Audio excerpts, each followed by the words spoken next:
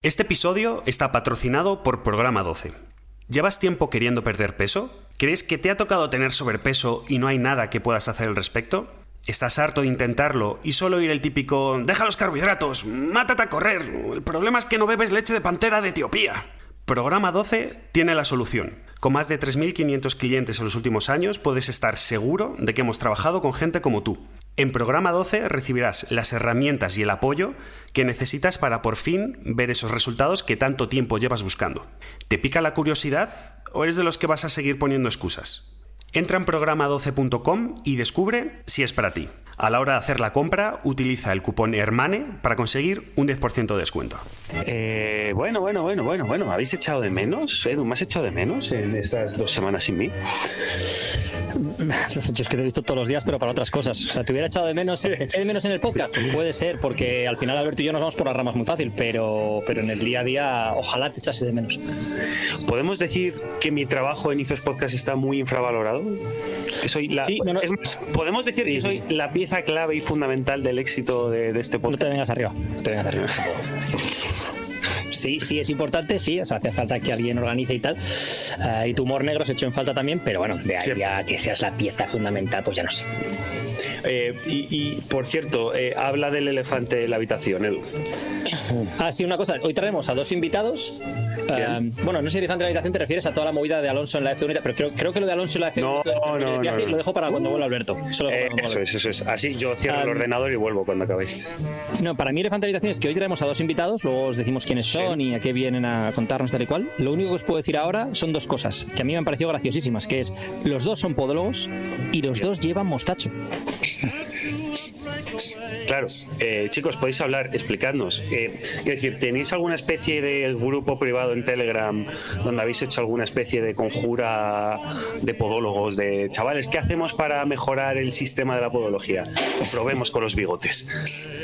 Claro, hay que estar un poquito a la moda. Al final intentar estar un poquito en la onda también, si no uno tan serio en consulta no puede ser. Pero además el de Carlos es así como muy modernito y tal, ¿vale? Muy digamos... Yo voy más afeitado. Claro, o sea, Carlos es un bigote, ¿cómo se llama? El madrileño, Tangana, ¿vale? Pues podemos hablar, sí, Tangana. Pero el de Paco es muy tradicional, o sea, el de Paco puede ser... Magnum una PI. película de Alfredo Holanda, sí, entra. No, es más Magnum, es más Tom Selleck, ¿no? O sea, yo ahí le veo más... Bueno, Tom Selleck, claro. Tom Selleck, un buen mostacho gordo, sí. Sí, el mío es mostacho, pero yo soy bastante asocial, en el tema de los grupitos y estas cosas. Yo no me lo dejo por ahí. Lo que pasa es que mi padre, siempre de toda la vida de Dios, desde que yo lo conozco, ha tenido siempre un mostacho. De hecho, mi familia, mis primos y tal, siempre le han dicho el bigote, ¿sabes? Nunca le han llamado por su nombre. Y un día me dio, porque fue el octubre este, ¿no? Donde se deja los hombres bigote por el tema de cáncer y tal. Y digo, me lo voy a dejar. Y a partir de ahí digo, me mola, me hace diferente con otro rollito y digo, para adelante, ¿qué más da, no? Tu mujer contentísima, supongo. Pues es. Hombre, mi mujer, imagínate, ¿no? Como todas las mujeres, ¿no? De los que se dejan bigote. La chapa diaria de quítate ese bigote que te hace feísimo y mayor. Yo, tío, me dejé el bigote en el Movember este y tal. Y no me disgustaba la vaina. De hecho, lo hablé contigo, Paco. Sí. Pero mi padre llevaba bigote toda la vida también. Y el problema que yo tenía, tío, es que cuando me miraba en el espejo veía a mi padre, no me veía a mí, ¿sabes? O sea, de repente llegó un momento en el que decía, tío, estoy perdiendo mi propia identidad y estoy viendo a mi padre en el espejo, tío, con el bigote ahí. No sé. Pero está guay, mola, ¿eh? A mí me mola. Tú en realidad lo has hecho porque tu hijo pequeño no te hace ni caso y a ver si así te impones un poquito, ¿no? A ver si así... Eso es. Pero aún así no te creas, ¿eh? Tengo 0 autoridad, ¿eh? O sea, 0 autoridad en mi casa. Menos mal que tengo mis pacientes, si no, esto sería jauja, tío. Que aquí en casa de uno manda quien manda y se sabe. Que por cierto, Carlos me tiene que dar algunos consejitos a ver cómo te va con el crío, ¿no? Mi consejo es el primer año, bueno, tú lo sabrás, pero no, ni pinchas ni cortas. Yo no estoy pinchando ni cortando absolutamente nada en mi casa. Pero nada, O sea, durante los primeros 4 meses se da el pecho y tú estás ahí para cambiar pañales. Durante los siguientes meses no haces nada porque el niño no te va a hacer ni puto caso de ninguna forma. Mi juego es ir a putear al niño, básicamente. O sea, esa es mi única interacción con él, es cogerle de los pies, ponerle del revés, hacerle cosquillas y está, ya está. No. Lo digo porque como voy a tener otro para diciembre ahora, ya no me acuerdo de cómo era. Hostia, felicidad. Hostia, exclusiva Nizos Podcast. Totalmente. Esto no está sacado en ningún sitio, nada más que aquí, me lo he guardado, Hostia, bueno, ¿sabes ya si es niño o niña o...? Es niña, tío. Voy a tener la parejita, Voy a tener hasta suerte y todo, tío. Hasta suerte voy a tener, ¿sabes? Esperemos que no empezaba como mostacho. No, el niño está bien, pero que no te salga por tu con la niña queda feo, ¿no? No, pero con la mujer que tengo no te preocupes, que la feminidad va a salir ahí por los 4 poros. Tú por eso no te preocupes. No, yo estaba pensando más que te salga una paquita, ¿sabes? En plan, o sea, literalmente, ¿sabes? Y una cosa, tío, que yo siempre se lo digo a mi mujer, le digo, mira, de aspecto me da igual, de físico, que salga a ti como tú quieras. Ahora, personalidad, que salga como yo, tío. No, que salga como yo, porque como salga como tú, tío, no sé cómo voy a sobrevivir los años que me quedan, ¿sabes? Sí. No, hombre, mi mujer es estupenda, también lo digo. Bien, buen apuntes. Bien, le pasaremos este último corte también. You couldn't make money any other way? Bullshit. Life is this. I like this. Who the fuck is that guy? I feel the need.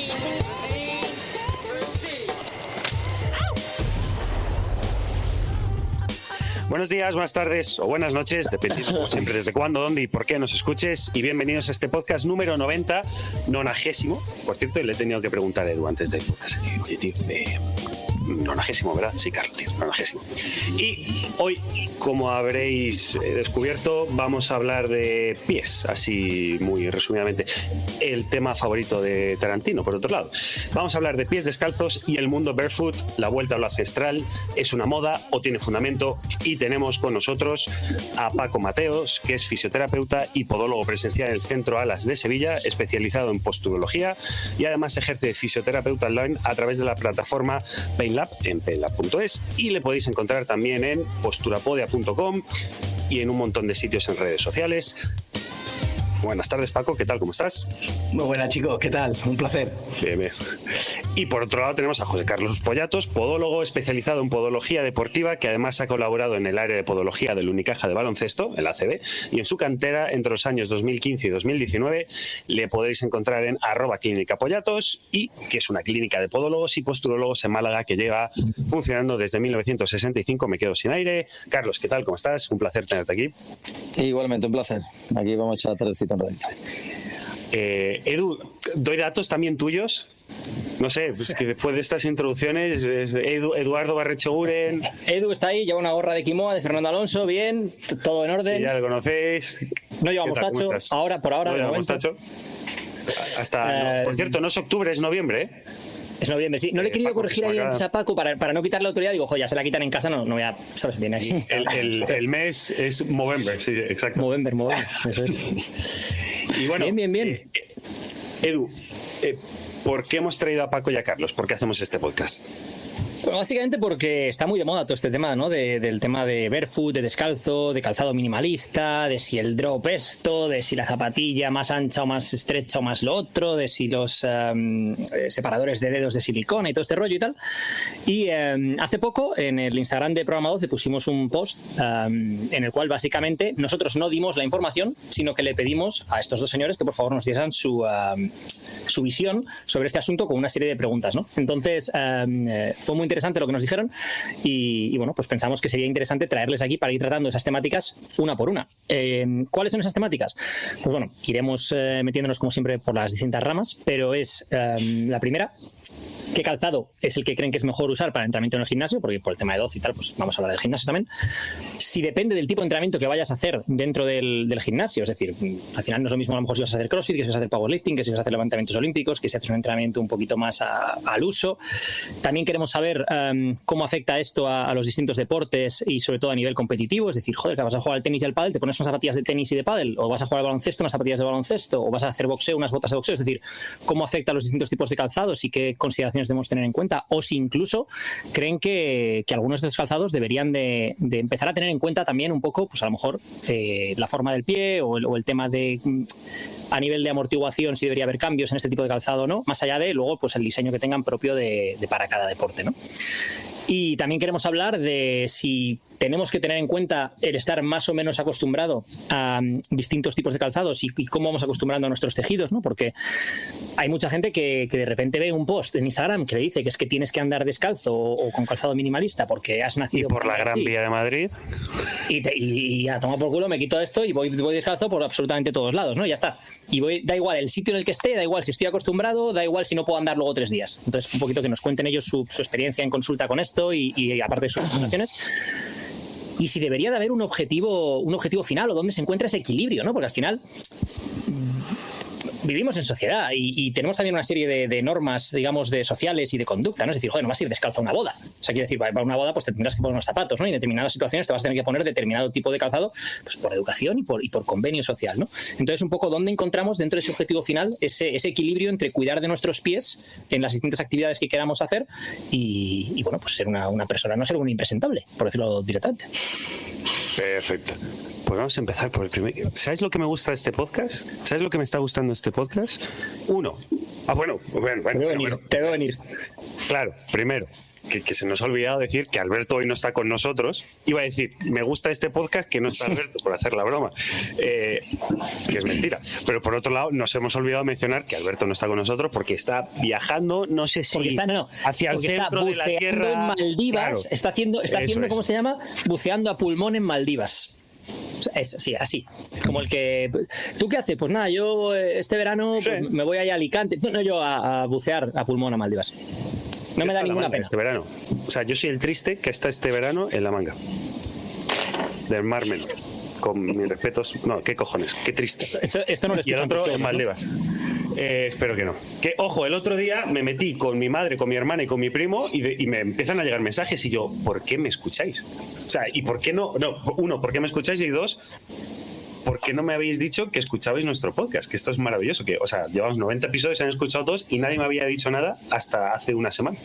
Maravilloso. Mira, a mí me pasó una cosa curiosa, tío. Entré en Facebook y yo tengo puesto que se comparta automáticamente en mi página de Facebook lo que pongo en Instagram. Sí. Pero yo no entro casi nunca en Facebook, entonces se comparte automático y ya está, ¿no? Y alguna vez, cada 2-3 semanas entro, pues yo qué sé, para darle algún like a los comentarios, contestar a alguien o lo que sea, ¿no? Y de repente veo que mi padre ha compartido un par de posts últimamente de mi página de Facebook en su Facebook y sus amigos comentando. Y yo, bueno, espectacular esto. No quise decir nada. O sea, lo vi, me hizo gracia, sonreí para mis adentros. Un saludo, papá, que sé que nos escuchas. Y el segundo, el tercer motivo por el que me gusta hoy, porque es que hoy vamos ordenaditos de la hostia. O sea, ya hemos tocado las temáticas y ahora entramos a la primera. Vamos a entrar por prioridad de mostachos, en este caso Paco por la frondosidad, ¿vale? Que es... Por volumen.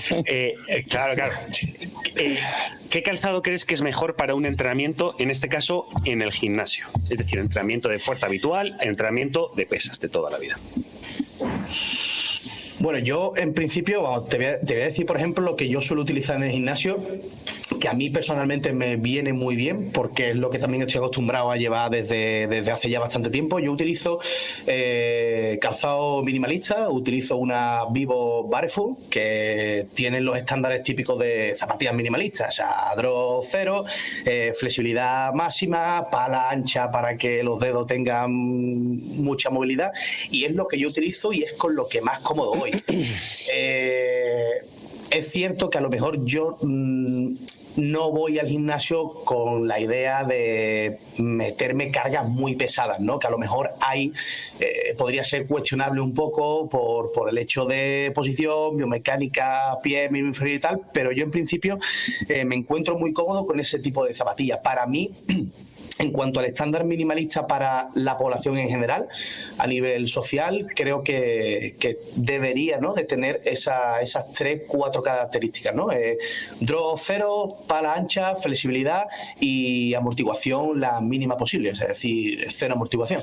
Porque al final el tema es que hablamos de que la amortiguación, ¿no?, a términos generales, socialmente hablando, siempre se suele tirar mucho de la amortiguación porque las personas se encuentran mucho más cómodas, ¿no? Al tener amortiguación van más blanditas, se sienten más cómodos, pero realmente la amortiguación genera mayor inestabilidad, ¿no? Entonces, digamos como que para que se entienda un poco, es como si tú te pones un velo en la cara, ¿no? Y no ves lo que hay detrás, ¿no? De ese velo. Pues para el pie la amortiguación, lo blando funciona algo parecido, ¿no? Digamos como que inhibe de alguna manera esos mecanorreceptores de la planta del pie y empiezan a trabajar otras cosas generando cambios en comportamientos, ¿no? De patrones y tal, ¿no? Haría un poco eso. Entonces, para mí la amortiguación podría ser algo bastante importante en el calzado minimalista. Yo hago más... Bueno, perdón. No, ¿Sí? dale, te iba a introducir, ¿no? Decía que tú bueno, esto vino de un post de Instagram, como ha dicho Edu, y Carlos en ese mismo post decía que depende, ¿no? Depende de tu situación, de tu edad, de la experiencia que tengas yendo barefoot o no yendo barefoot, incluso entrenando, ¿no, Carlos? Incluso de tu mostacho. O sea, quiero decir, a ver, Claro. Del volumen que tenga de pelo en la cara, claro. Claro. Eso, claro. No, yo por ejemplo, mira, yo no practico deporte de fuerza como tal, solamente puramente deporte de fuerza, hago crossfit. Entonces, como tengo intermedios, hay entrenos que corres, que saltas, que tienes salto al cajón, que vas en fatiga. Una zapatilla a lo mejor minimalista tendría que estar muy adaptada a esa zapatilla minimalista. ¿Por qué? Porque lo mismo tengo 1500 metros de carrera, 100 saltos al cajón, 200 combas dobles. Entonces, a lo mejor es mucho impacto en ese mismo día. Yo no estoy acostumbrado a ese impacto porque la zapatilla minimalista, por ejemplo, la uso en el trabajo, ¿verdad? Que yo estoy siempre con zapatilla minimalista en el trabajo. Pero luego es cierto que a lo mejor esa carga que yo tengo en el trabajo, que es caminar y poco más, la traslado al deporte y le meto caña y a lo mejor me quejaría. Todo al final es cuestión de adaptarse. Es decir, si yo estoy seguro que al final me la pongo progresivamente, poquito a poco al final mi pie se acopla. ¿Qué ocurre? Pues que por comodidad te buscas una zapatilla tipo CrossFit. Yo empecé usando una tipo Reebok que tiene un poquito de drop y hace poco hice el invento de irme a drop cero y me fui a un Under Armour, un poco para ir probando, igual lo mismo que yo predico, ir un poco probándolo a nivel de sensaciones en el trabajo, ¿vale? Ha sido cambiar la zapatilla con muy poquito drop a drop cero. Me he ido a una zapatilla plana, le he quitado la plantilla de dentro para ganar más dureza en la zapatilla, es decir, para tener mucha percepción de carga y de apoyo, y al quitar el drop y al quitar un poquito de amortiguación tengo el lumbar mucho más cargado, es decir, cosa que yo el lumbar te diría que en 4 años de entrenamiento bastante alegre nunca he tenido tensión. Edu, antes de entrar tú, que querías decir algo, explica qué es el drop, porque yo no lo sé, por el contexto sé lo que es, me lo imagino, pero para el general de la población que no está escuchando, ¿qué es el drop de una zapatilla? Lo explico. Bueno, vale. Como quieras. Carlos. Altura. La diferencia es altura del talón. Al final es la diferencia entre lo que hay en la parte delante del pie y la parte de detrás. Si la zapatilla es plana, drop cero, con mayor altura del talón, mayor drop, ¿vale? Entonces, para que nos hagamos una idea, las zapatillas de correr son las clásicas que tienen mucho drop y las barefoot es que están totalmente planas, por decirlo de alguna forma. Exactamente. Yo luego quiero preguntarles, lo suelto ya porque no estaba en las temáticas, el tema de lo del patrón, el gait cycle y el patrón a la hora de andar y de correr, y cómo las zapatillas, lo típico se dice, ¿no? Que las Nike y tal han afectado a cuál es el patrón que utiliza la gente para correr y cómo se puede afectarles y tal y cual, ¿no? Porque como tienen muchísima amortiguación en el talón, pues que la gente tiende a apoyar demasiado con el talón y tal. Quería preguntaros sobre eso más adelante. Lo suelto aquí así para que lo veáis más claro. Anotado aquí en el listadito. Carlos, te hemos cortado, dale. Es bastante habitual que cortemos. No por cierto, cuando nos veáis, no hay problema. Hacer así con la mano no es para cortaros, es como diciendo voy yo después, para intentar evitar, y aún así nos cortamos constantemente, pero el es como luego voy yo, profe. Vale. Entonces, lo que comentaba un poco es muy relativo. Lo que está claro que mucha amortiguación, como ha dicho Paco, es inestabilidad. Es decir, una base, cuanto más inestable es la base, al final, por pantalones, tu cuerpo tiene que hacer más fuerza para mantener la misma posición de equilibrio. Cosa que con carga accesoria a lo alto de tu cuerpo, lógica tiene poca. Luego, se juega un poquito con el drop, ya hablamos un poco. Claro, habrá que valorar cómo está ese tobillo, cómo está esa rodilla, cómo está esa cadera, qué posición tiene ese cuerpo.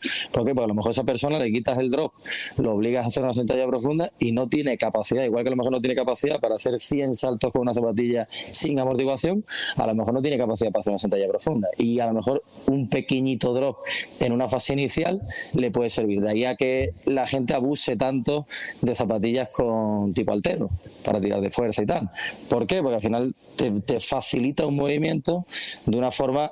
Al final, mira, la zapatilla altero es una plancha de madera dura con una leve inclinación para favorecer estabilidad de apoyo, pero para hacer que tu tobillo trabaje o se flexione un poquito menos y puedas hacer más fuerza, con más peso, ¿no?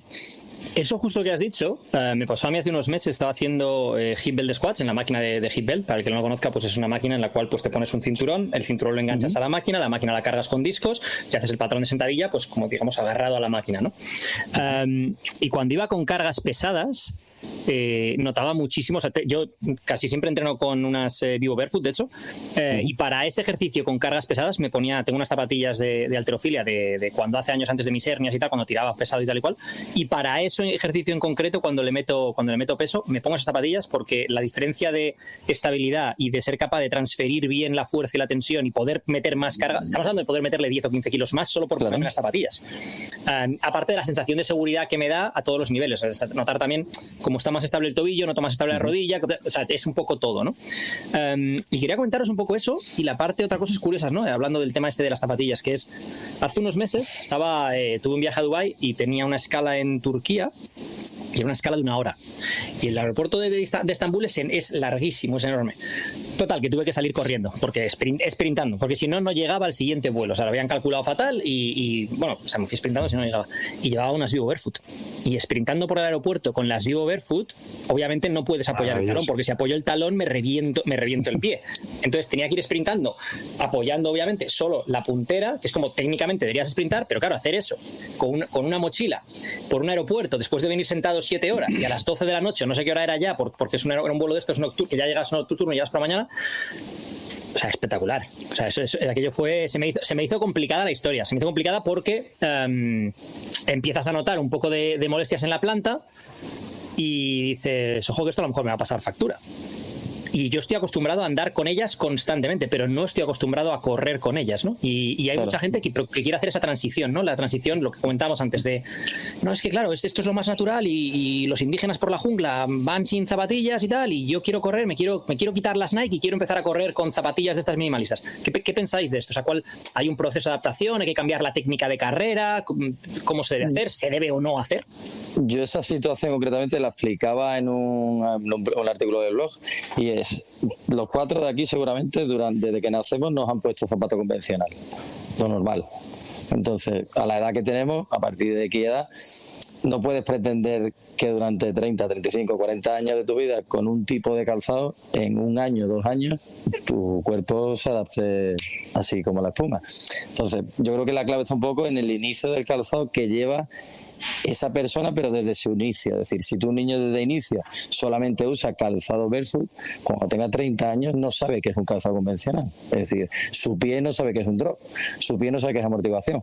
Ahora, nuestro pie sí sabe que es drop, sí sabe que es amortiguación, sí sabe que lleva una zapatilla con taloncito en el colegio, 8 horas todos los días. Es decir, yo creo que al final todo lo nuestro es un poco adaptación a todo lo que hemos hecho anteriormente. Si un niño desde el día 1 no le colocan ningún zapato, yo estoy seguro que con 30 años corre por el aeropuerto sin problema con los Vivo Barefoot. Pero claro, ese año tiene que ser ya, no puede ser a partir de los 20 o 25 o 30. Ahí tienes un periodo de adaptación que tiene un tiempo. Cada cuerpo funciona diferente. Yo tengo pacientes que se ponen las zapatillas minimalistas y como si llevasen un guante, y pacientes que no la toleran ni 15 minutos. Y luego ya cada cuerpo es un poco diferente. A mí, por ejemplo, me pasaba algo peculiar, entre comillas. Yo todos los deportes que hice hasta los 25 años eran descalzos, porque estuve haciendo 20 años quizás taekwondo, o 10 y muchos años taekwondo, que es un deporte en el que estás totalmente descalzo, y además siempre estás en punteras. Es decir, como estás botando todo el tiempo, o casi todo el tiempo, siempre estás en puntera, es decir, nunca apoyas el talón, o prácticamente nunca, ¿no? Y después hice otros 4 años, algo así, Muay Thai. Cuando me empecé a cambiar a baloncesto, por ejemplo, recuerdo el ponerme las zapatillas para hacer ese deporte y decir, es que no tengo movilidad de tobillo, los dedos los siento así comprimidos, y estuve así pues 3 o 4 años, pensando que era lo normal, pero sintiéndome muy raro. Y una vez me acuerdo que me puse para jugar pues unas zapatillas de fútbol, de correr o de gimnasio o lo que sea, porque no tenía otra cosa, que eran muy anchas, porque yo tengo un pie muy ancho y que me dejaban liberado en los dedos, y dije, pero esto qué maravilla es, se puede hacer. Claro, mi pie era como, coño, puedo apoyar un poquito más, no se me va el tobillo tanto, porque claro, ya puedo abrir los dedos y ya puedo tener un mejor apoyo. Entonces, supongo que esta es otra de las cosas, ¿no, Paco? Que depende del tipo de deporte que hagas, vas a necesitar un calzado u otro, o como decía Edu, es necesario empezar a implementar digamos zapatillas más minimalistas a este tipo de deportes más normales, como pueden ser fútbol, baloncesto, tenis, balonmano, etcétera, etcétera. Hombre, a ver, al final todo depende, como ha dicho Carlos antes, del objetivo, ¿no? y la adaptación. Yo creo que la gente de hoy en día lo que está haciendo es readaptarse nuevamente a llevar un calzado algo más natural. Es normal que si nosotros llevamos toda una vida, ¿no? Incluso de generaciones, porque ya no es tanto el tiempo que desde que un niño nazca, ¿no? Hasta que día de hoy, que cumpla 30 o 40 años, ¿no? Sino generaciones que estamos sometidas, ¿no? A transformaciones estructurales y físicas, porque al final el pie ha ido cambiando físicamente como tal. Pues eso es lo que vamos a tener, ¿no? Y las personas se están readaptando a día de hoy. Otra cosa es que esa persona en concreta pueda o tenga la capacidad de adaptarse nuevamente a un tipo de andar, ¿no? O de dinámica mucho más natural. Hay personas que pues no van a poder, otras se adaptan sin ningún tipo de problema, ¿no? Pero bueno, eso es lo que hay que ir probando. Yo con los pacientes lo que le digo, ¿no? Va a depender del objetivo del paciente. Si Edu, por ejemplo, quiere tirar a altas cargas, es muy probable que la zapatilla grofitera, ¿no? O de artero, lógicamente le ayude más. ¿Por qué? Porque una zapatilla dura, firme y estable, no va a tener las mismas posibilidades. Pero claro, ¿cuál es el objetivo de Edu? Al final eso es lo que importa. Mi objetivo, en principio, pues no sería soportar altas cargas, sino conseguir la mayor efectividad, y mi intención es trabajar ese rollo más minimalista, ¿no? Yo, por ejemplo, cuando salgo a correr, yo noto una diferencia muy grande, porque yo tengo las Vivo Barefoot y tengo unas Merrell, unas Glow 5, que son de trail, que sí tienen una suela que es un poquito más gruesa, lógicamente, ¿no? Para el trail con taquito, y la diferencia entre ponerme unas y otras a la hora de correr es brutal, porque con las Vivo, por ejemplo, a los 6 kilómetros ya me noto los gemelos prácticamente en el pescuezo, ¿no? Y sin embargo con las Merrell pues tiro bastantes más kilómetros, ¿no? Entonces yo creo que es una cuestión también de adaptación y de la especificidad, ¿no? Del ejercicio, de lo que quiera hacer. No creo que en el fútbol a día de hoy, o por lo menos como entendemos el fútbol, se puede introducir un calzado minimalista. ¿Por qué? Porque hace falta agarre, porque jugamos en terrenos específicos. Entonces, claro, yo creo que la especificidad de la actividad es lo que también va a marcar un poco el que tú vayas con un tipo de zapatilla u otras, ¿no? Yo creo que lo único que yo le añadiría al fútbol en sí, más que minimalismo, no minimalismo, el concepto de, porque al final necesitas agarre, como dice Pacos, sí la morfología, es decir, parte de culpa de muchas lesiones en el pie es la estrechez del calzado. Yo estoy seguro que si el calzado, dentro de que obviamente tenga las características que tiene, porque tiene que tener tacos, yo creo que si la morfología de la punta del pie fuese un poquito más respetuosa, algo más despacio hacia los dedos, el arco no tan estrecho, es decir, las botas de fútbol son anatómicamente un martirio. Ahí es a donde quería ir yo, por varias cosas. Una, porque ha salido una foto, no sé si la habéis visto, está por ahí en Google, de los pies de LeBron James, que da mucho asco. O sea, tiene un dedo montado encima del otro, tremendo, asqueroso. Sí, sí. Y claro, dices, joder, no le pueden dar unas zapatillas de baloncesto, tío, un poquito más amplias para que le quepa al hombre el pie, ¿no? Porque dices, joder, por un lado estará, yo entiendo, por ejemplo, la protección del tobillo o la amortiguación o lo que necesite para su deporte, ¿no? Y lo mismo pensaba con las zapatillas de halterofilia. ¿Qué pasa? Si las zapatillas de halterofilia, por muy estables y tal que sean, pero aún así yo el pie lo noto completamente comprimido. Si pudiese en esa misma zapatilla abrir un poquito más... no.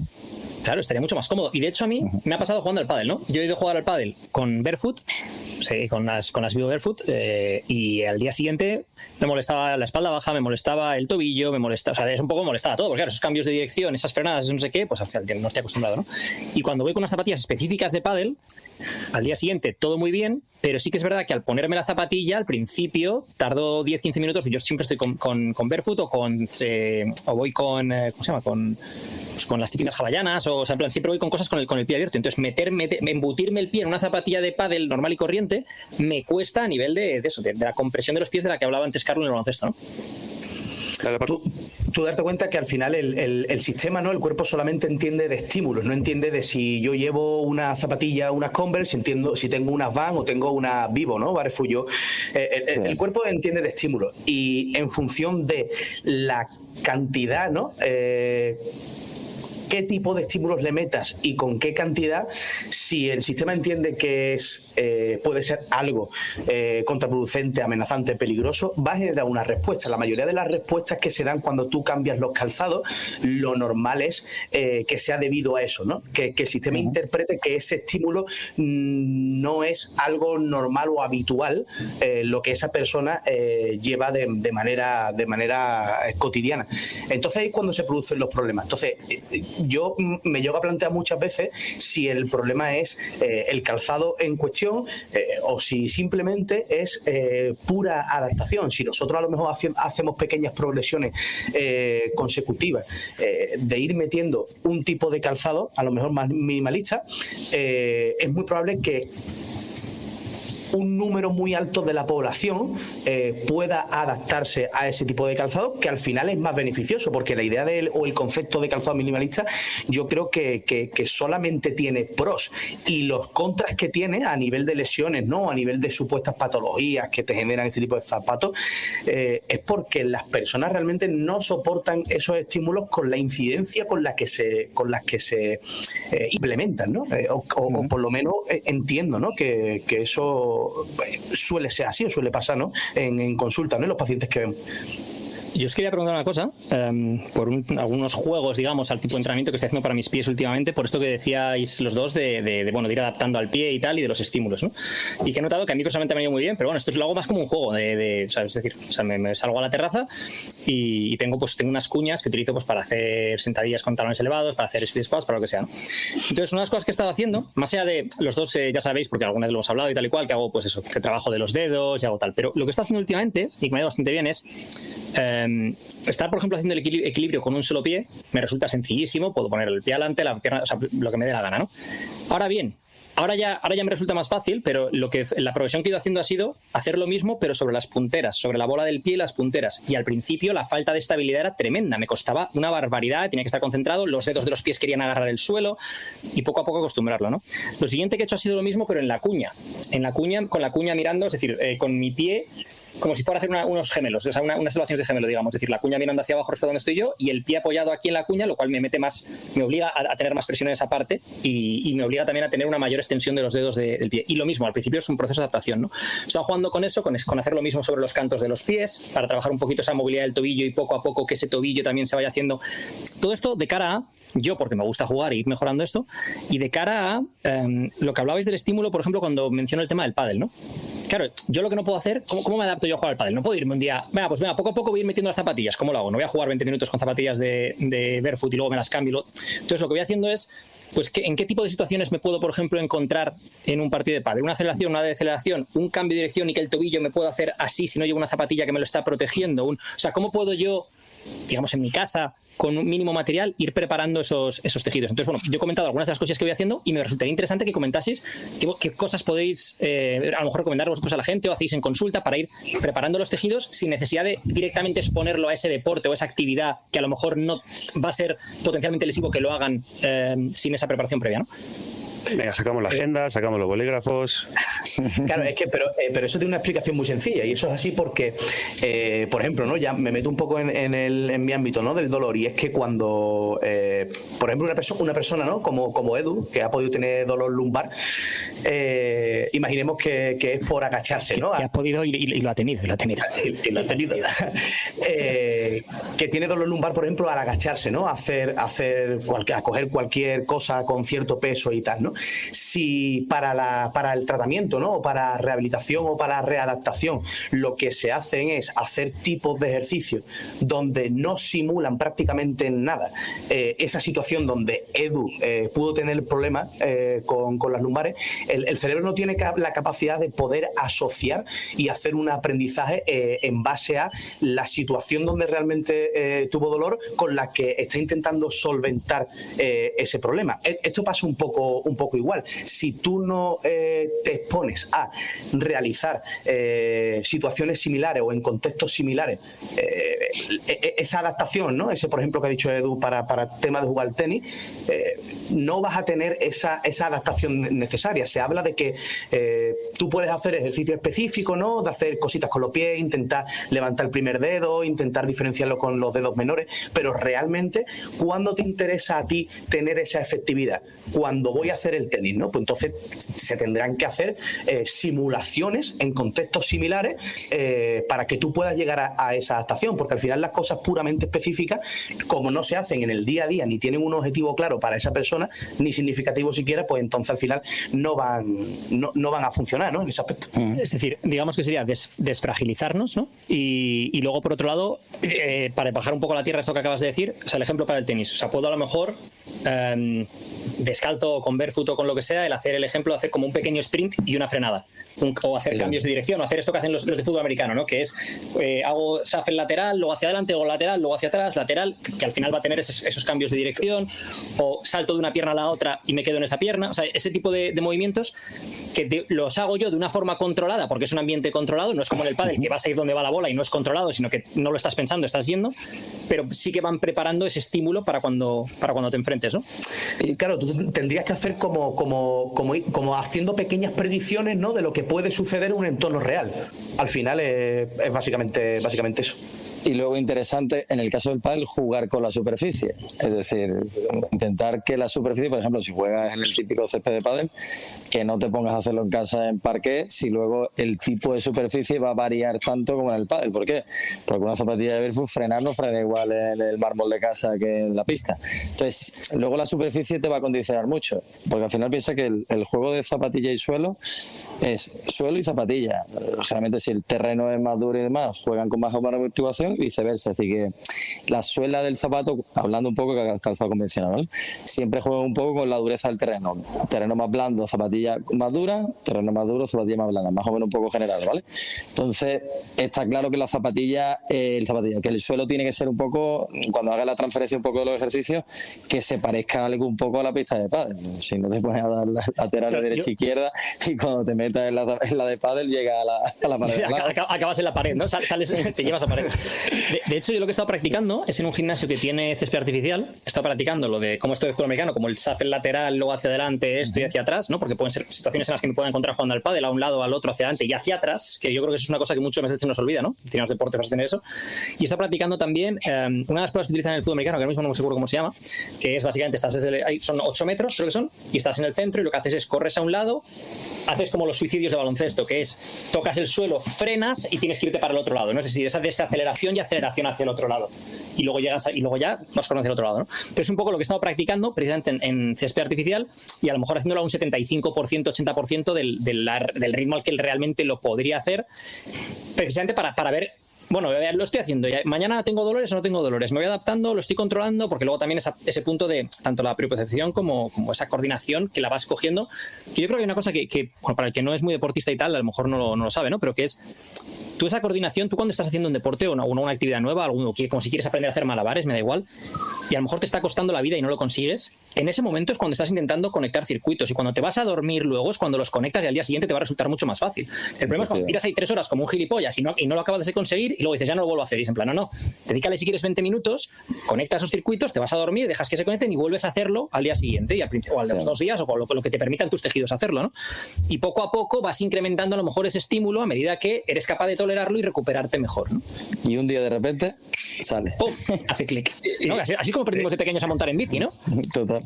Desde luego. De hecho, a mí me ha pasado muchas veces de estar realizando durante mucho tiempo un deporte, tener que dejarlo durante X semanas, meses y volver y ser mucho mejor que cuando lo había dejado. Y claro, yo no entendía esto, después pues empecé a leer sobre esto y hace poco de hecho salió un estudio, el anuncio está, o sea, el post está en la BBC de un estudio que hicieron en Inglaterra donde con pacientes que habían tenido problemas, bueno, pues accidentes cerebrales, etcétera, etcétera, les metían dentro de un ARM y veían que durante esos periodos de break de varios minutos que le daban entre este ejercicio y el siguiente ejercicio, el cerebro seguía a la misma intensidad que cuando estaban haciendo. Entonces lo que presuponen, porque con el cerebro básicamente casi todos presuponen, es que el cerebro está repitiendo ese ejercicio que estás intentando aprender muchas veces muy rápido de manera subconsciente, ¿no? De hecho, ha pasado con boxeadores, digo el boxeo porque justo es un deporte que requiere agilidad, potencia, coordinación, luego aparte es un ajedrez humano, pero como decimos aquí, no es un ajedrez con hostias, ¿no? Perdóname la expresión. Y entonces, al final, ha pasado con boxeadores que al estar lesionados han tendido a ver mucho más boxeo y antes no lo veían. Es decir, antes iban a entrenar ellos, pero ellos no veían cómo boxeaban otros o combates o entrenamiento de otra gente, mientras que están lesionados, van a ver cómo entrenan sus compañeros, ven veladas de boxeo, ven lo que sea. Y a la vuelta, más allá del periodo de adaptación de unas cuantas semanas, de sentirse otra vez, de sentirse fluido y que no estar tan rígidos, han mejorado muchas capacidades porque han abierto nuevos circuitos que antes no tenían porque siempre repetían exactamente lo mismo, su forma de entrenar, su forma de hacerlo, y no veían otras posibilidades de cómo lo hace otra gente, otra forma de moverse, otra forma de plantearlo, ¿no? Algo me parece interesantísimo. También todo este tema también incluso de la visualización y de cómo esto nos puede afectar a nivel de control motor, ¿no? Al final, ¿cómo aprenden los niños? Mucho por pura visualización, al final es pura repetición. Eso es la famosa neurona de espejo. Lo que se habla mucho al final del aprendizaje por copiar, es decir, ves y es más fácil. Luego muchas veces cuando tú te imaginas un movimiento, yo por ejemplo lo hago mucho cuando entreno, si quiero mejorar la técnica de un gesto, cierro los ojos, no cierro los ojos, pero me imagino el movimiento y al imaginarme el movimiento generalmente te resulta más fácil hacer el gesto. Sí, parece una chorrada, pero cuando piensas el movimiento, ves el movimiento y tú mismo ves tu movimiento, te es más sencillo luego repetir ese movimiento. Es decir, que al final eso en rehabilitación se llama motor imagery, ¿no? Que es claro, que hay un estudio muy interesante. Carlos, o sea, si te molesto me lo dices, ¿no? No, digo porque por si querías hablar, coño, que no es por... No. Ah, pero si yo aquí no pinto ni pinto. Yo aquí lo que hago es, oye, Paco, habla de esto. Dale. Que no, hay un estudio muy interesante que de hecho se hizo en el baloncesto, ¿no? Con la imaginería motora. Cogieron de un mismo equipo, hicieron 3 grupos, ¿no? De jugadores de baloncesto, y la idea era cuando llegaran al fin de semana a ver qué porcentaje de cada grupo encestaba tiros libres, ¿no? Entonces cogieron a un grupo en el que toda la semana, todos los días estuvieron enseñando tiros libres. Al segundo grupo cogieron y solamente visualizaron vídeos de ellos tirando tiros libres sin que tiraran tiros libres. Y el tercer grupo no hizo nada, ni entrenó ni visualizó. Y cuando llegaron a la prueba el fin de semana se vio que tanto el primer grupo como el segundo, o sea, el que entrenó y el que visualizó, consiguieron el mismo número de porcentajes de tiros libres que el tercer grupo que no hizo ninguna de las dos cosas, ¿no? Entonces, eso quiera o no, pues es muy interesante porque nosotros en terapia cognitiva y tal, pues lo utilizamos bastante, ¿no? Por el deterioro somatosensorial y tal, pero bueno, otras movidas. A mí hay una cosa que me parece muy interesante, que es, bueno, no me acuerdo quién era el atleta, pero esto ha pasado con los deportes, ¿no? Que era un atleta que fue como el primero en bajar de los 1500 de 4 minutos y durante muchísimo tiempo eso fue imposible de hacer y se consideraba imposible para el ser humano, ¿no? Y cuando el primer tío bajó de los 1500 de 4 minutos, ese mismo año lo bajaron otros 8 o 9. Y fue simplemente porque se rompió esa barrera de que eso era imposible de hacer, ¿no? Y yo creo que esto tiene que ver también con cuánto mejoras en un deporte cuando te rodeas de gente que es muy buena.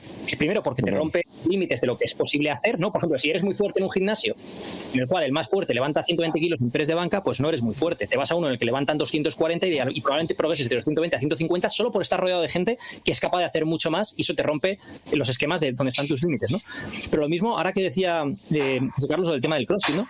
Claro, si tú te dedicas a ver, por ejemplo, a gente haciendo un snatch mal hecho, te va a resultar mucho más difícil a ti hacer un snatch bien hecho que si estás rodeado de gente que hace snatches como Clocop. Porque es que vas a ver constantemente snatches perfectos y tu propio cerebro va a identificar esta es la forma de hacerlo, ¿no? Yo cuando estaba dando un poquito más de caña al boxeo, dentro de que yo no le doy tampoco caña al boxeo, pero bueno, veía muchos combates de determinados peleadores que eran muy buenos, y cuando veía un combate de peleadores un nivel más bajo, es que me daba asco, entre comillas, ver el combate, porque es que lo que estaba viendo era deficiencias técnicas, tíos infinitamente mejores que yo, pero acostumbrado a ver a otros tíos que son la absoluta élite, veía deficiencias técnicas y es que no quiero ver a este tío porque luego al final voy a ir yo y lo voy a hacer igual, o sea, voy a hacer lo que él está haciendo mal porque le voy a copiar esto sin querer, o sea, quiero ver al que lo hace muy, muy bien, ¿no? Totalmente. Yo, por ejemplo, que era la tontería que os quería contar, pero que a mí me sirvió mucho a dar, bueno, como ya sabes que lo he dicho 17.000 veces, yo me apunté hace un par de años a tenis sin saber mucho, y el primer gran salto de calidad lo di cuando en Dublín me mudé de casa a una casa que tenía más espacio, y lo que hacía era en breaks pequeños, cogía la raqueta y hacía pues sombra, igual que se hace en boxeo, pues lo hacía en tenis, y en cuestión de 2 semanas el profesor me dijo, ¿has estado entrenando Tu por tu vecina cuenta? encantada. Sí, bueno, lo peor era, o sea, de lado no, pero claro, intentas hacer el saque y el saque en un punto, de repente te crees muy alto porque, claro, le zumbas al techo. Entonces, lo haces ¿Cómo después de intentas hacer un saque de rodillas. tenis en tu casa? Pero, tío, Sí, y lo haces después de rodillas, maravilloso. Yo estaba imaginando jugando al tenis como el que juega a las palas, pero en plan frontón, pero como que juega a las palas, ¿sabes? No, pero sí, sin pelota ni nada, o sea, simplemente pues Ah, haces vale. y haces la sombra directamente. No, yo pensaba que era con la pelota contra la pared o algo, ¿sabes? Ah, vale. No. Oye, aún así, con la... No.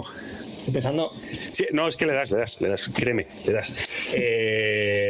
Y es un gran salto de calidad para cualquier deporte el hacerlo en tu casa sin ningún tipo de pretensión, sobre todo porque en deportes de pelota, por ejemplo, o en deportes de golpeo, muchas veces te olvidas de la técnica para golpear fuerte o para a la pelota o al de enfrente, y muchas veces el poder hacerlo hacia la nada básicamente te va a ayudar a coger los gestos técnicos que van a ser, bueno, pues fundamentales para después cuando vayas a pegarle a alguien o algo, ¿no?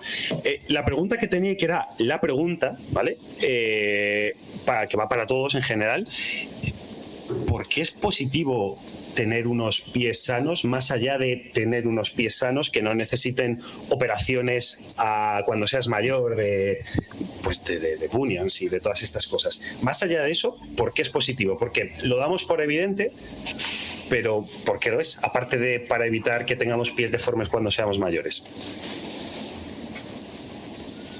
Ostras, por si Carlos quería empezar. Yo creo que no hay ninguna parte en el cuerpo que sea mejor que otra. Es decir, si tuviésemos una rodilla jodida, estarías igual de amargado que teniendo los pies mal. Es decir, yo creo que la clave un poco, el pie es otra parte fundamental que tiene que estar sana, que tiene que estar bien, de movilidad, a nivel muscular, todo, pero no es nada diferente, por ejemplo, que una cadera, porque te puedes encontrar una persona con mucho problema de cadera y sin embargo tiene los pies relativamente bien o funcionalmente bien, pero su cadera derecha está hecho un asco. Es decir, el pie en sí, el pie, la rodilla, la cadera, es decir, al final intentar poner el foco solo en una parte del cuerpo creo que es una equivocación total y absoluta. Es decir, tiene que estar sano, pero si están sanos los pies y el resto del cuerpo no está sano, estás jodido igualmente.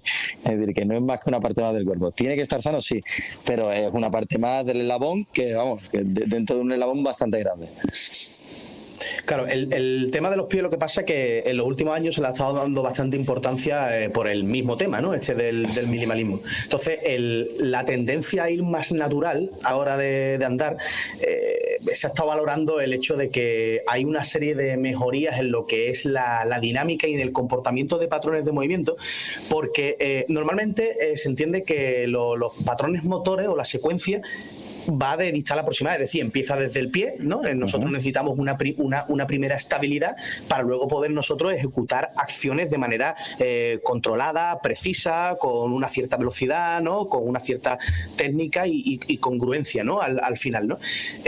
Si un pie, como Carlos dice, a lo mejor no está sano, ¿no? Entre comillas, yo qué sé, ¿no? Tiene cualquier problema, o le metemos zapatos muy amortiguados, o a lo mejor zapatos que no son más naturales, ¿no? Entre comillas, esa secuencia motora puede variar y puede cambiar y puede empezar por la parte a lo mejor pélvica, que es lo más habitual, más que por la parte distal, ¿no? Por dos pies. Entonces, bueno, pero al final esto es como todo, es que dependiendo de los estímulos que le dé y dependiendo de las circunstancias, ¿no? de cada persona, es lo que dice Carlos, ¿no? No tiene sentido meterle todo el foco a los pies, pero en realidad es lo que estamos apoyados, ¿no? Por eso al final, pues si estamos hablando de esto de los pies, pues dar, ¿no? Ese a lo mejor ese pequeño apunte por ahí. Pero sí, es cierto que al final no tiene sentido enfocarte solo en los pies, ¿no? En una cosa. ¿Cómo me jode? Es que, ¿cómo me jode traer al podcast a personas que no te venden cosas?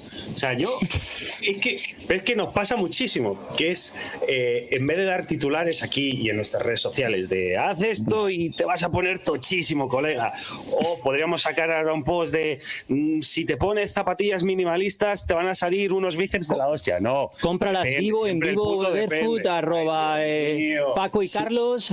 Si saliese en la tele que las Barefoot quitan dolor de espaldas, se forran.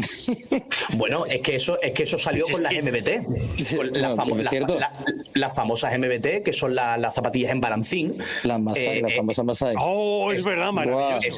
Esas zapatillas se vendieron. Esas zapatillas se vendieron con el propósito de que te iban a poner fortísimo todo el tren inferior y glúteo y te van a quitar los dolores de espalda, lumbares. Con esa idea se vendió. Y de hecho, yo tengo pacientes que siguen, bueno, no enganchados, pero viven solo con MBT, ¿eh? Es decir, le quieres quitar el zapato de la MBT y complicado, complicado, ¿eh? Pues entonces, te tienes que vivir con él, ¿eh? Trabajo. Es que Carlos en el chat privado se acaba de lucir. Ha soltado una de esas suyas de humor negro, de las de que hoy en día con la política de cancelación estas bromas no se pueden hacer, Carlos. Bueno, en privado sí, pero está feo. Está feo. Yo, tío, antes hablamos al principio del tema de cómo hacer todo esto sostenible, ¿no? Es decir, me ha gustado, por ejemplo, el ejemplo que decía José Carlos, de que él utiliza, por ejemplo, las Vivo en consulta, pero luego, pues, joder, va a hacer CrossFit y se pone zapatillas adecuadas para el estímulo al que se va a enfrentar, ¿no? Y luego, pues, va a una boda y va descalzo porque es ancestral, ¿no? O sea, quería hablar de todo este tema, de un poco, pues, joder, la verdad que va a haber momentos en los que tienes que poner unos zapatos, yo qué sé, pues, como unos mocasines o unos Oxford o lo que sea para ir a una boda, por ejemplo, pero... O sea, quería hablar de esta parte de no llevárnoslo al extremo ancestral y no sé qué, y de que, bueno, que de hecho los hombres de las cavernas no andaban por las calles de Sevilla ni de Málaga, por ejemplo, o sea, entre otras cosas, ¿no?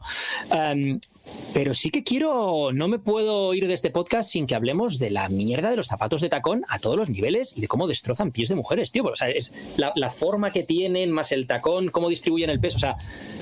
Eso sí que creo que me tenéis que dar una opinión de este tema de los zapatos de tacón y de cómo, por ejemplo, o sea, ¿qué pensáis de eso también? Ya no, si una mujer se pone unos zapatos de tacón un día para ir a una boda, que a lo mejor para ir a una boda pues le van a doler luego los pies o lo que sea, pero bueno, es una boda, tampoco dura tanto lo que sea, sino esa mujer que tiene que ponerse los zapatos de tacón a diario para ir al trabajo y qué consecuencias tiene. Y que en algunos trabajos es obligatorio llevar. Es parte de la forma. En algunas aerolíneas era parte del uniforme, por ejemplo. Yo creo que todo está un poco en base al número de horas que tiene que llevar ese calzado a lo largo de X tiempo. Es decir, si el tacón, como habéis dicho, es algo muy puntual, pues al final es otro estímulo, y normalmente un estímulo cortito, relativamente poco tiempo, el cuerpo normalmente tiene capacidad de absorberlo. Si ese zapato se convierte en un zapato de 40 o 50 horas semanales durante 20 años, pues obviamente igual que se adapta el pie a un zapato ancho y se abren los dedos y mejora su apoyo y sale un arquito, pues si lo metes dentro de una botella de vino, se le va a poner forma de vino. Te sale un juanete como... Se te va a poner forma de vino. Entonces... Eso es como dicen mucho de forma, función, forma. Ambas dos. Es decir, ambas dos. Si tú al final cambias mucho la forma del pie porque lo metes dentro de una base que lo modifica, la función de ese pie se va a ver alterada sí o sí. Si esa forma es muy puntual, muy leve, a rato, luego lo compenso mucho, porque se puede compensar. Si tú a lo mejor sabes que estás 6-8 horas con un calzado de tacón, puedes obligarte, el resto, te quedan 16 horas del día. Es que esto tienes más horas para trabajar. Yo he visto los dos casos, ¿no? He visto amigos míos que tienen, en el caso de hombres además, o sea, ya no te cuento ni con mujeres, que tienen literalmente la forma del pie es la de un zapato, o sea, tienes el pie como un zapato, o sea, claro, ¿por qué tendré el pie así? Y yo, pues, no me dirás, ¿sabes? Y claro, y luego tienes el otro extremo del que se ha pasado al rollo súper ancestral y súper no sé qué, y te dice que se pone unas sandalias para ir a una boda. Y dices, joder, pues a la mía entonces no te invito. O sea, quiero decir, o sea, ve como quieras, pero o sea, hay que, creo que, por ejemplo, cuando vas a una boda, ya no es que te pongas guapo por ti, es un poco una señal de respeto hacia la persona que te está invitando a esa boda y tal, y hay una serie de normas sociales que hay que cumplir, ¿no? Y luego que no tiene nada. Hablemos de los chaques. Hablamos de los chaques. ¿Qué puta mierda son los chaques? O sea, ¿qué es eso? O sea, es que es feísimo. O sea, es que igual tengo que ir a una boda donde... Te voy a decir una cosa. A mí Luis Fran es un amigo nuestro que tiene un bar de copas. Cada vez que me meto con el alcohol me manda mensajes o me pone comentarios. No nos pisemos la manguera entre bomberos, tal. Y esto mismo te va a mandar un mensaje Terrer, como escuche esto, nuestro amigo el de Tom Black, que hacen pues chaqués y trajes a medida y oye, Carlos, tío, ¿qué vas? No, vas? Luego no vengas a mi sastrería que te haga un, Pero un chaqué no me voy a hacer. O sea, me voy a hacer traje, sí, y se lo voy a pagar más caro. Pero un chaqué, o sea, es que es feísimo. Perdón, el tema del chaqué me enerva. No, pero que si es cierto, por ejemplo, yo ahí tengo también una pregunta, ¿no? Que yo me hago para mí, que es si tú pasas a lo mejor 8 o 10 horas, ¿no? Una azafata de vuelo con tacones, y luego pasas a lo mejor otras 3, 4, 5 horas con un calzado totalmente opuesto, la diferencia que hay entre el blanco y el negro. Los dos estímulos, ¿no? Exacto, correcto. No sé yo hasta qué punto es mejor introducir escala de grises, ¿no? Antes que intentar compensar de alguna manera el extremo de un tacón con a lo mejor un calzón minimalista. O perder tu trabajo. O perder tu trabajo, porque claro, ya ahí entra, al final esto es como todo, ¿no? El pie no se diferencia de cualquier otra parte del cuerpo ni del sistema como tal, por lo tanto todo interacciona, ¿no? Entonces, bueno, es una pregunta que me hago, ¿no? ¿Qué es mejor cuando tú tienes un tacón? ¿Ese cambio radical o...? Es que a cuento de eso que dices, Paco, ¿qué pensáis del tema de los separadores de dedos, ¿no? Porque estoy pensando en lo que dices ahora, te metes en un zapato de tacón, que además son pues, como una V, ¿no? Y luego te vas y te pones un calzado más abierto, incluso te pones a lo mejor unos separadores de dedos para intentar abrirlos, ¿o pensáis que los separadores de dedos sirve como algo compensatorio contra lo que te está exprimiendo, o deberían de tus dedos tener espacio para de forma natural abrirse, muy buena pregunta, forzados a abrirse? Sí. O sea, esa es mi pregunta. Sí, no, Carlos, dale, sí. No, dale. Depende de la posición que tengan los dedos. Es decir, para mí si estás reventado, sí, póntelos. Para mí es muy sencillo, porque tú darte cuenta que estas órtesis, ¿no? Separadores, funciona como cualquier material rígido. Al final, tú te los colocas, los dedos te lo pones en una posición determinada, pero luego cuando tú te los quitas, vuelven a su punto de partida. Si tú los separadores de dedos no haces un trabajo activo con ellos, no estás consiguiendo cambiar nada a nivel muscular, ¿no? Que es lo significativo, no tanto en la forma de los dedos. Y los dedos son súper importantes porque al final es que sirven para dar estabilidad. O sea, el cuerpo al final tiene un balanceo dinámico natural que si no tuvieras los dedos, ¿no? Yo siempre he escuchado, ¿no? Es que el quinto dedo al final desaparecerá porque con los zapatos que llevamos hoy en día eso no sirve para nada, ¿no? Realmente sí sirve porque necesitan de esa tracción, ¿no? Para estabilizar. Entonces, los separadores de una pregunta que se suele hacer mucho, si son buenos, si me los pongo, si no, pero yo siempre pienso que si no haces algo activo con ellos, creo que no tienen ningún sentido. Pregunta sobre eso. También debería haber una adaptación, es decir, si tú tienes los dedos reventados, va a haber que haber una adaptación de primero me pongo separadores de dedos media horita antes de irme a dormir, algo así, y me voy acostumbrando, y cuando ya poco a poco, ya es cuando me planteo andar con ellos, por ejemplo. Te lo va a decir el cuerpo. No son cómodos, para nada. Son incómodos. Yo los tengo y por eso pregunto. Y yo normalmente, ya te digo, o sea, yo utilizo barefoot para todo, minimalista o chanclas, o sea, voy prácticamente descalzo para absolutamente todo. Y tengo separadores de silicona, tengo 2, de hecho, distintos, uno que me regaló un amigo y otros que me compré en Amazon. Y alguna vez me los he puesto para leer antes de irme a dormir. Y me los pongo y no me molestan cuando los tengo puesto, pero luego es quitármelo y tengo los dedos como, vamos, o sea, yo me los pongo de vez en cuando, diría un par de veces a la semana antes de irme a dormir, y me quedo dormido con ellos y me despierto a las 2 de la mañana con un dolor de pies que flipas, pero que flipas. A ver si te quedan chicos. Puede ser. No, además que yo tengo unos pies de Hobbit, tío, que flipas. O sea, A ver si te has comprado... A ver si te has comprado, Carlos, los separadores para mocasines, tío. Puede ser, ¿eh? Yo hay una cosa, tío, que sí que he notado mucho con el tema del calzado minimalista, y es que en el pie izquierdo, sobre todo, el dedo meñique lo tenía torcido y metido hacia adentro, y ahora se me ha ido saliendo y destorciendo solo. Y luego, bueno, los dedos ahora mismo, ya los de los pies, aparte de poder moverlos, cuando hago ejercicios de equilibrio, lo que os comentaba antes, ahora noto como se doblan todas las falanges, cuando antes solo se doblaba como una falange, y ahora noto en los dedos en plan, dices, no, mira, espera, que ahora ya se doblan. Y hay un dedo que me rompí cuando, pues, cuando era un chaval, pegándome con un amigo, le pegué una patada y me rompí uno de los dedos del pie, el índice de la pierna del pie izquierdo.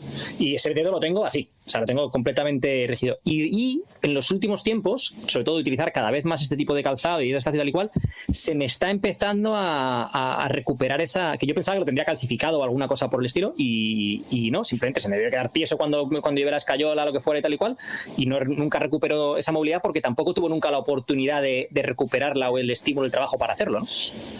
Pues mira, He hecho un buen mensaje para la gente que puede tener este tipo de patologías, que al final, trabajando y generando movimiento, cuando por ejemplo en tu caso una casulitis traumática, por ejemplo, te dejó el dedo rígido, trabajando con movimiento y ejercitando, puedes ir recuperando funcionalidad, a lo mejor no total, pero bueno, algo que te pueda seguir aportando más, pues bienvenido sea, ¿no?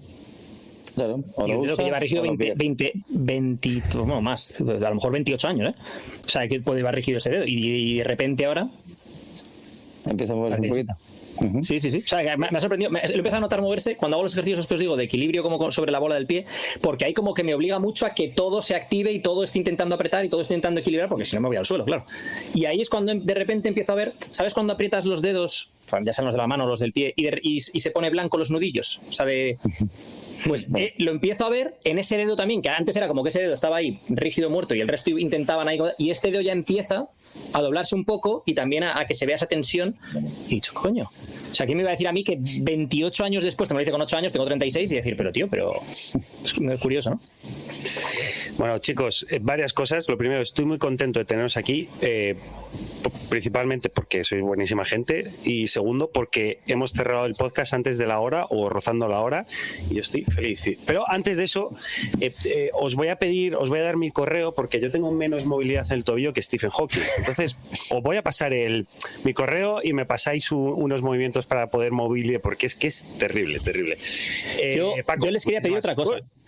Espera, que ya se lo había comentado a ambos por privado, y era que yo quería que, además de que viniesen al podcast, quería que hiciésemos una especie como, digamos, artículo para la página de 12, obviamente pues con links a sus redes y a sus páginas y tal y cual, un poco haciendo como una especie de pues como los comentarios que nos dejaron el otro día en Instagram y como esto que hemos comentado, haciendo una recapitulación de los aspectos importantes de todo esto, y en plan un poco mesa redonda, ¿no? En plan que pongamos en conjunto el conocimiento y experiencia de los dos para hacer un artículo que, bueno, que nuestros oyentes y clientes del podcast, o sea, clientes de 12 y gente que nos siga en redes sociales, gente que les siga y tal cual, pueda ir allí y decir, vale, o sea, estos son los mitos, esto es lo que sí que vale, esto es un proceso adaptativo como tiene que ser y tal y cual, porque el problema que veo es eso, es cuando decías tú antes, Carlos, lo de vender, ¿no? Es la polarización en redes, que es o todo sí o todo no, y no sé qué, porque al final eso es lo que genera clics, ¿no? Y las redes están llenas, si pudiéramos hacer eso, sí, madre mía. Y luego, es que las redes están llenas de marketers, no de especialistas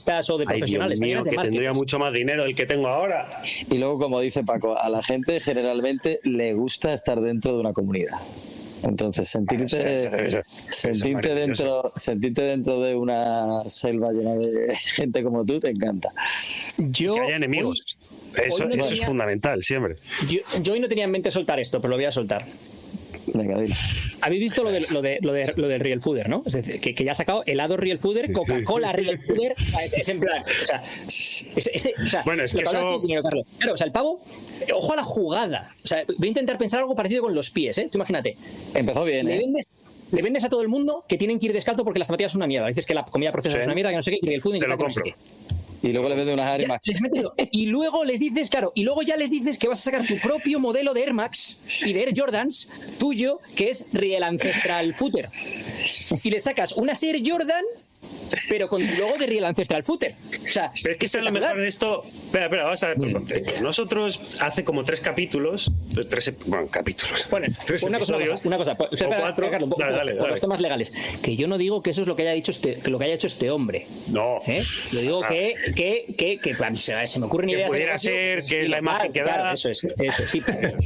Es que hace como 4 episodios hicimos un comentario. Después hicimos otro un poquito más. Y ya hace como 2 podcasts, creo que fue, en el último decente que se hizo, que fue justo el anterior el que no estaba yo, hablamos un rato de eso, ¿no? Y a la semana me encuentro un artículo en El País, pero un señor artículo en El País, pues dándole palos que no sé si, o sea, quiero decir, si es que me da igual, no sé si son todos verdad o todos mentira. A Carlos Río dije yo, este editor nos escucha, hay gente en El País escuchándonos. Digo, que el otro día, hace no sé cuándo fue, en el Corte Inglés, creo que os lo mandé además en el Telegram que tenemos del podcast. Maravilloso. De repente me encuentro una Mulinex o no sé qué, una batidora, la batidora Real Food. Digo, pero ¿cómo va? A ver, es una batidora y ya está. Un robot es Real Fooder.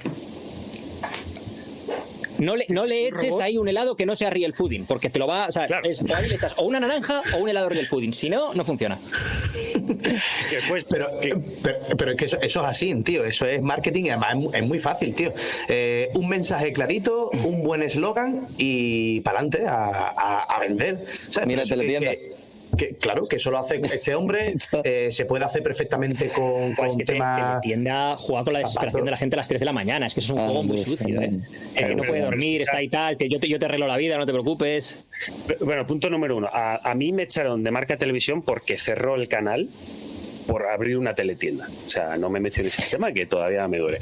Y punto número 2. ¿Sabéis la de vídeos que he grabado con Edu en el que hacíamos una pregunta que nos mandaba y la primera respuesta era depende? Depende. Que era como... Claro, depende. Y era como, parecía, o sea, yo lo cortaba, lo editaba y después lo publicábamos y era como, otra vez, depende. Y ya se fue, bueno, y es realmente eso, complicado. No vende tanto como depende. Decirle a la gente, exacto, en plan, mira, esta es la poción mágica, este es el método mágico, esto es lo que no has estado haciendo hasta ahora que te va a llevar al siguiente nivel. En lugar de decirle, mira, lo que te va a llevar al siguiente nivel es tener buenos hábitos, ser constante, capacidad de sacrificio, disciplina, lo mismo que ha funcionado toda la vida, amigo mío. Pero a la gente no le gusta que le digan eso porque, claro, todo el mundo quiere el secreto, lo que no he estado haciendo para... Y todo ayer. Todo ayer. Hombre, todo para ayer. Todo ayer. Por supuesto. Si es ayer, mejor. Yo tengo una cosa. Un placer. Déjame antes de que cierres. Dios, segundo. Tengo una cosa más. Tengo una idea de negocio. Si Paco te saca un crecepelo para el bigote, con ese pedazo de mostacho que tiene, te digo yo que hacen dinero. Te digo yo, ¿tú sabes la cantidad de gente que le gustaría dejarse un bigote, pero es que no puede dejarse un bigote o no le gusta un tipo de cara? Mira, por ejemplo. A mí me falta bigote. A lo Tom Selleck, hay un buen bigote, tío. Eso se llama. Tiene un nombre ese bigote, tío. Yo es que me metí en el tema de los bigotes y al mover pasado me sabía. El Chevron, se llama el Chevron ese bigote. Se llama Chevron Mustache. ¿Has visto? Ya había dicho Jumbo y vamos por ahí. Eso, además, piensa una cosa, tío. Vende muy bien todo el tema de los crecepelo en general. O sea, te quedas calvo, si te falta para la barba, de verdad. O sea, hay mucha gente que se compra mierdas para que. O sea, a mí me vendría el pelo, porque es que tampoco soy el típico médico calvo que te vende una cirugía capilar. No, o sea, tú tienes que vender que eso no es genética, que el pelazo que tienes, tanto en el bigote como en la cabeza, eso no es genético. Eso es porque has descubierto la panacea que es un. El caza minimalista. El caza minimalista. Hay que volver a lo ancestral. Ahí está. Claro, pero esto además tiene una lógica, que es cuando hemos ido evolucionando, hemos ido perdiendo pelo, que esto es algo consabido por la mayoría de la población. Por tanto, si comemos keto ancestral y vamos descalzo por la calle, pelacho. Eso es como la foto. Unas cuantas horas al día tienes que ponerte un calzado normal, porque si no te va a salir pelo en la espalda, en el culo. Claro, o sea, quiero decir, hay que controlar, pero si no. Pero en las bodas ponte mocasines y chaquetón. Carlos, si te tienes que poner un chaqué. Te tiro el bolígrafo otra vez a la mesa, ¿eh? Ya lo he tirado 2 veces en este episodio. ¿Puedo ir cerrando? Dale. Cierra ya, si quieres. Chicos, un placer. Igualmente. Con nosotros, Paco, un abrazo. Igualmente, muchas gracias, Dave. Carlos, hasta la próxima. Igualmente, un abrazo. Edu, nos vemos en el 91. Hasta luego. Hasta la luego. próxima, chicos. Chao, chao. Adiós.